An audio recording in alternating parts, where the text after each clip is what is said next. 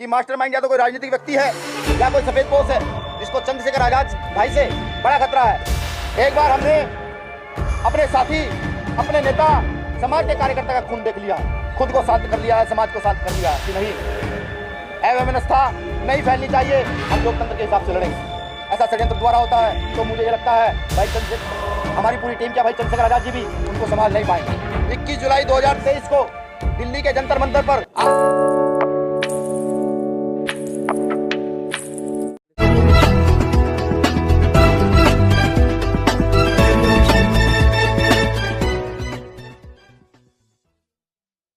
कि 28 तारीख को Bhim army chief Azad Samaj party के राष्ट्रीय अध्यक्ष पर हमला हुआ था। कुछ कार सवारों ने उनकी जान लेने की नियत से सहारनपुर के देवबंद कस्बे में गोलियां चलाई। 1 जुलाई को पुलिस ने मुस्तैदी दिखाते हुए 4 अपराधियों को गिरफ्तार किया, जिसमें से 3 अपराधी वहीं देवबंद के पास एक गांव पड़ता है रनखंडी भायला, वहाँ के हैं। बाकी एक अपराधी हरियाणा का है। आज की प्रेस कॉन्फ्रेंस विशेषकर इसलिए बुलाई गई है कि पुलिस के जो बयान है, पुलिस ने जो जांच पड़ताल की, उस पर एक सवालिया निशान है। पुलिस पूछताछ में बताती है कि उन्होंने टोल पर चंद्रशेखर भाई का काफिला खड़े हुए देखा और वहाँ पूछा कि कौन आ रहा है। वहाँ कार्यकर्ताओं ने जैसे बताया कि चंद्रशेखर आ रहे हैं, तो उन्होंने फौरन ही चंद्रशेखर की हत्या का प्लान बना लिया। ये मुझे ऐसे लगता है जैसे कोई फिल्मी स्टोरी चल रही हो कि अपराधी आता है और एकदम से हत्या का प्लान बना लेता है। पुलिस में जांच ने बताया, पुलिस ने उनसे पूछा कि आपने उनकी हत्या का प्रयास क्यों किया। अपराधियों का कहना है कि हम चंद्रशेखर आजाद के बयानों से नाखुश थे, भीम आर्मी चीफ के बयानों से नाखुश थे। भारत में लोकतंत्र है, अगर कोई किसी बात से नाखुश होता है तो उसके लिए आईपीसी है, कॉन्स्टिट्यूशन है, थाने कोर्ट कचहरियों में रिपोर्टें दर्ज की जाती हैं। लेकिन उन्होंने किसी प्रकार की कोई भी रिपोर्ट दर्ज नहीं की। पुलिस का खुद कहना है कि उनके पुराने आपराधिक रिकॉर्ड है, उन्होंने पहले जेलर पर गोली चलाई है, कई लाख की लूट में उनका नाम आया है। लेकिन पुलिस उनकी मनगढ़ंत कहानियों की जांच पर यकीन करके प्रेस कॉन्फ्रेंस के माध्यम से वहाँ के मौजूदा डीआईजी इस बात को कहते हैं। इससे सीधा सीधा ये प्रतीत होता है कि कहीं ना कहीं राजनीतिक संरक्षण में अपराधियों ने यह घटना करने का कृत्य किया। कहीं ना कहीं पुलिस प्रशासन पर भी दबाव है, प्रशासन जांच को सही तरीके से नहीं कर रही है।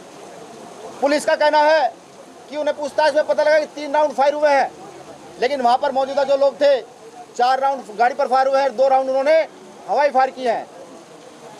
ये मैं किस लिए कह रहा हूँ कि जब उनकी गाड़ी फोरेंसिक जांच के लिए गई तो उस फोरेंसिक जांच से गाड़ी वापस आने के बाद हमने जब गाड़ी का मुआयना किया तो एक गोली जो ड्राइवर के सिर के ऊपर छत पर लगी हुई थी, फोरेंसिक टीम उस गोली लगी हुई गोली को नहीं ढूंढ पाई। हमने जाकर एसएसपी महोदय को दिखाया, देखिए एक गोली का निशान ये भी है। इसका सीधा मतलब है कि प्रशासन धाराएं करके अपराधियों को बचाना चाहता है। सबसे महत्वपूर्ण बात, जिस थाना क्षेत्र की ये घटना है, ये घटना कोई छोटी घटना नहीं है।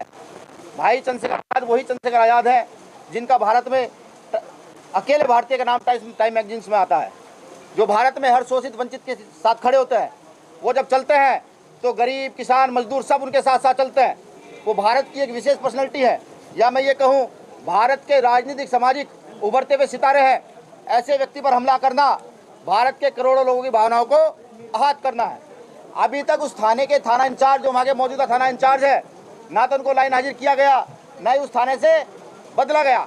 किस लिए कि वो जो अपराधी हैं वो भी एक जाति के हैं, थाना अध्यक्ष वो भी एक जाति के हैं, और देश के मुख्यमंत्री भी एक ही जाति के हैं। घटना के बाद कुछ फोटो सामने आए, जिस फोटो में देखा जा रहा है कि सहारनपुर में सरसावा एक कस्बा पड़ता है, उसके पास एक गाँव है रायपुर। उस गाँव में वो चारों लोग रुके, उनके साथ और भी साथी थे, लेकिन पुलिस ने अभी तक कोई आगे की जांच नहीं की, सिर्फ 4 लोगों की मनगढ़ंत कहानी को सच मान लिया। पुलिस ने कहा कि उन पर 315 के कट्टे से फायर हुआ है। मैं ये भी पुलिस से पूछना चाहता हूँ कि वो 315 का कट्टा क्या पुलिस ने अपने मन से कह दिया, या उसकी कोई ब्लास्टिंग रिपोर्ट आई है, या फिर प्रशासन जो है अपने कार्य को छोड़ करके वहाँ के रसूखदारों की चाटुकारिता गुलामी करने के लिए तैयार है।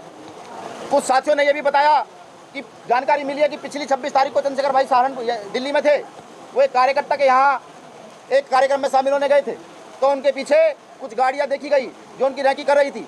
वो गाड़ियाँ कौन है, वो लोग कौन है, कहाँ से आए हैं, ये भी बड़ा सवाल उठता है। सबसे महत्वपूर्ण बिंदु कि ये कार्य ईद से एक दिन पहले होता है। ईद से एक दिन पहले चंद्रशेखर आज़ाद जी की हत्या की साजिश की जाती है। कहीं भारत के अंदर, पूरे देश के अंदर कोई जातीय धर्म के आधार पर उन्माद फैलाने का इरादा तो नहीं था। महत्वपूर्ण चीज़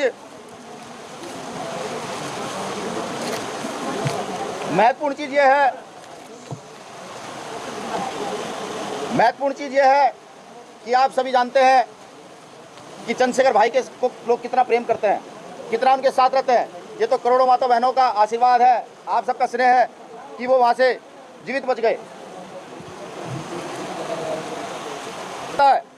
कि पुलिस कहीं ना कहीं मास्टरमाइंड को बचाना चाहती है। ये तो तय है कि एक ईद से एक दिन पहले से दंगा होता है, और ठीक ये दंगा कांवड़ यात्रा शुरू होने से पहले होता है। महत्वपूर्ण बात, जब वो अपराधी गोली चलाते हैं तो गोली चलाने के बाद एक गांव है, वहाँ पर एक विशेष समाज का गांव है, गुर्जर समाज का गांव, वो वहाँ पर अपनी गाड़ी को छोड़ देते हैं। पुलिस कहती है कि उनकी गाड़ी का तेल खत्म हो गया था। जो लोग इतनी बड़ी रैकी कर रहे हैं, ये कहाँ से कातू बैठता है पुलिस का कहना कि उनकी गाड़ी का तेल खत्म हो गया था। और अगर तेल खत्म हुआ भी था तो वो अपने गाँव की ओर भागते, अपने गाँव से अपोजिट दिशा में जो गाँव है मिलकपुर, उसकी ओर क्यों भागे। इसका साफ साफ इशारा ये है कि कहीं ना कहीं उत्तर प्रदेश के अंदर एक बड़े दंगे की साजिश रची जा रही थी कि चंद्रशेखर आज़ाद को कुछ हो जाए और एक विशेष समुदाय को टारगेट करके दंगा भड़काया जा सके। लेकिन ये तो समय सही है कि ऐसा कुछ नहीं हो पाया।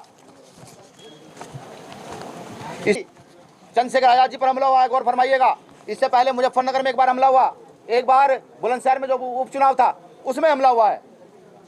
दोनों बार वहाँ के मौजूदा प्रशासन से पत्र के माध्यम से, माननीय मुख्यमंत्री महोदय से पत्र के माध्यम से सुरक्षा की मांग की गई। हमारी टीम लगातार एसएसपी महोदय से मिलती रही, डीएम महोदय से मिलती रही कि चंद्रशेखर आज़ाद जी की हत्या की साजिश रची जा रही है, आप जो है इनको सुरक्षा देने का काम करें।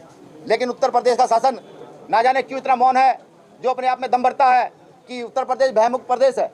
मुझे ये लगता है कि माननीय मुख्यमंत्री योगी आदित्यनाथ जी इस चीज़ का इंतजार कर रहे थे कि कब इस व्यक्ति की हत्या हो और मैं संज्ञान लूँ।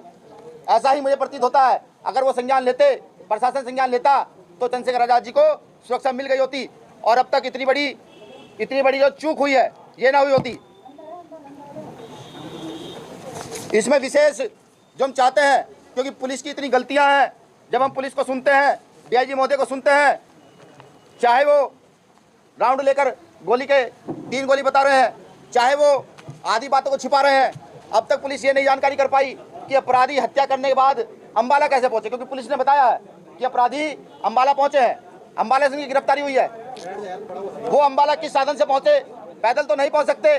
किसने उनको संरक्षण दिया, कौन उनको वहां से, जहां उनकी गाड़ी बंद पड़ गई थी या छोड़ दी थी, जो भी कुछ था, वहां से उनको कौन लेकर के गया, कोई ना कोई तो लेकर के गया होगा। लेकिन पुलिस ने जो शातिर अपराधी हैं उनकी मनगढ़ंत कहानियों को हकीकत मानते हुए सिर्फ बैठ करके मीडिया में उनके द्वारा बताई गई कहानी को बता दिया। सीधा सीधा महसूस होता है कि राजनीतिक परिसर में वहाँ प्रशासन है और वो अपराधियों को नहीं खोलना चाहता कि पीछे मास्टरमाइंड कौन है।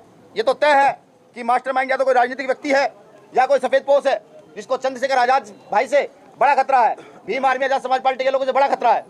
मैं ये भी कहता हूँ कि यार भाई चंद्रशेखर आज़ाद जी पर हमला हुआ है, आगे आने वाले समय में हमारी जो राष्ट्रीय कमेटी है उस पर भी हमले हो सकते हैं। हम इन सभी चीज़ों को देखते हुए सबसे पहले तो आपके माध्यम से भारत सरकार से भाई चंद्रशेखर आज़ाद जी के लिए सीबीआई जांच की मांग करते हैं, हमें ये पता लग सके कि इसमें कौन है। और अगर हमें न्याय नहीं मिलता तो ये तय हो जाता है, यहाँ के प्रदेश के मुखिया से लेकर के नीचे तक सभी लोग चंद्रशेखर आज़ाद जी की हत्या में शामिल हैं।